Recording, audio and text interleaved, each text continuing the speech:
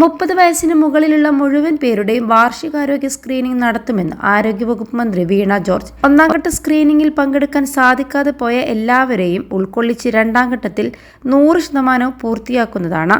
ശൈലി 2-ൽ കൂടുതൽ രോഗങ്ങളുടെ സ്ക്രീനിംഗ് ഉൾക്കൊള്ളിച്ചിട്ടുണ്ട്. സ്ക്രീനിംഗ് ചെയ്യുക മാത്രമല്ല, പരിശോധനയും തുടർചികിത്സയും ഉറപ്പാക്കാനും മന്ത്രി നിർദ്ദേശം നൽകി.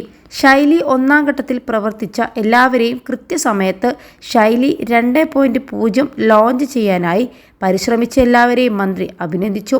ജീവിതശൈലീ രോഗങ്ങൾ നിയന്ത്രിക്കുന്നതിൻ്റെ ഭാഗമായി സംസ്ഥാന ആരോഗ്യവകുപ്പ് നടപ്പിലാക്കിയ ആർദ്രം ആരോഗ്യം ജീവിതശൈലി രോഗനിർണയ സ്ക്രീനിങ്ങിൻ്റെ 2ാം ഘട്ടത്തിൻ്റെ ലോഞ്ചിങ് നിർവഹിച്ച് സംസാരിക്കുകയായിരുന്നു മന്ത്രി വീണ ജോർജ്.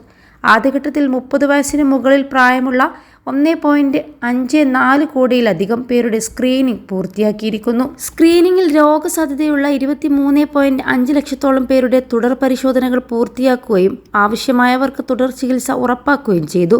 30 വയസ്സിന് മുകളിൽ ലക്ഷ്യം വെച്ചവരിൽ ബഹുഭൂരിപക്ഷം വ്യക്തികളുടെയും സ്ക്രീനിംഗ് പൂർത്തിയായ സ്ഥിതിയിലാണ് 2ാം ഘട്ടത്തിലേക്ക് കടന്നത്. ഇതിനായി ശൈലി 2.0 ആപ്പ് വികസിപ്പിച്ചു.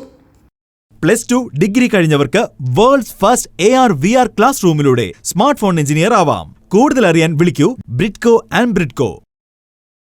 ജനകീയ പങ്കാളിത്തത്തോടെയായിരിക്കും 2ാം ഘട്ടം നടപ്പിലാക്കുക.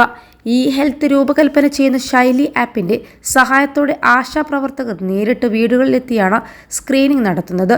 2ാം ഘട്ടത്തിൽ കുഷ്ഠരോഗം, കാഴ്ചക്കുറവ്, കേൾവിക്കുറവ്, മാനസികാരോഗ്യ പ്രശ്നങ്ങൾ, വയോജനങ്ങളുടെ ആരോഗ്യ പ്രശ്നങ്ങൾ എന്നിവയുടെയും സ്ക്രീനിംഗ് നടത്തും. നവകേരള കർമ്മ പദ്ധതി ആർദ്രം 2ൻ്റെ ഭാഗമായി സംസ്ഥാനത്തെ 30 വയസ്സിന് മുകളിൽ പ്രായമുള്ള എല്ലാ വ്യക്തികളുടെയും സ്ക്രീനിംഗ് ചെയ്യുക എന്നതാണ് പദ്ധതിയുടെ ലക്ഷ്യം. വാർഷികാരോഗ്യ പരിശോധന സമയബന്ധിതമായി പൂർത്തിയാക്കത്തക്ക രീതിയിൽ പ്രവർത്തനങ്ങൾ ക്രോഡീകരിക്കും. വീടുകളിലെത്തി സ്ക്രീനിങ്ങിലൂടെ രോഗസാധ്യത കണ്ടെത്തി വ്യക്തികൾക്ക് പരിശോധനയും രോഗനിർണയവും നടത്തി തുടർ ചികിത്സ ഉറപ്പാക്കുക എന്നതാണ് ഈ പദ്ധതിയുടെ പ്രത്യേകത. നിലവിൽ ജീവിതശൈലീ രോഗമുള്ളവരുടെയും രോഗസാധ്യതയുള്ളവരുടെയും കൃത്യമായ വിവരങ്ങൾ ശേഖരിക്കാൻ ആരോഗ്യവകുപ്പിനായി. ജീവിതശൈലീ രോഗങ്ങൾ നേരത്തെ തന്നെ കണ്ടുപിടിച്ച് ചികിത്സിക്കുന്നത് വഴി രോഗം സങ്കീർണമാകാതെ നിയന്ത്രിക്കാൻ സാധിക്കും.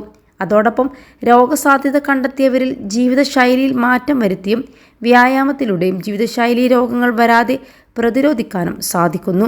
ആരോഗ്യവകുപ്പ് principal secretary APM Muhammad Haneesh, NHM state mission director Jeevan Babu, health project director Anukumari, ആരോഗ്യവകുപ്പ് director doctor KJ Reena, deputy director doctor Bipin Gopal, ആരോഗ്യവകുപ്പ് അഡീഷണൽ ഡയറക്ടർമാർ, മറ്റു സീനിയർ ഉദ്യോഗസ്ഥർ, എല്ലാ ജില്ലകളുടെയും ജില്ലാ മെഡിക്കൽ ഓഫീസർമാർ, ജില്ലാ പ്രോഗ്രാം മാനേജർമാർ, ജില്ലയിലെ സീനിയർ ഉദ്യോഗസ്ഥർ എന്നിവരും പങ്കെടുത്തു. 21 ലക്ഷത്തോളം സന്തുഷ്ടരായ ഉപഭോക്താക്കളും 2 ലക്ഷത്തോളം തിമിര ശസ്ത്രക്രിയകളും പൂർത്തിയാക്കിയ മലബാറിലെ ഏക കണ്ണാശുപത്രി അൽ സലാമ ഹൈ ഹോസ്പിറ്റൽ റോഡ്, പെരിന്തൽമണ്ണ.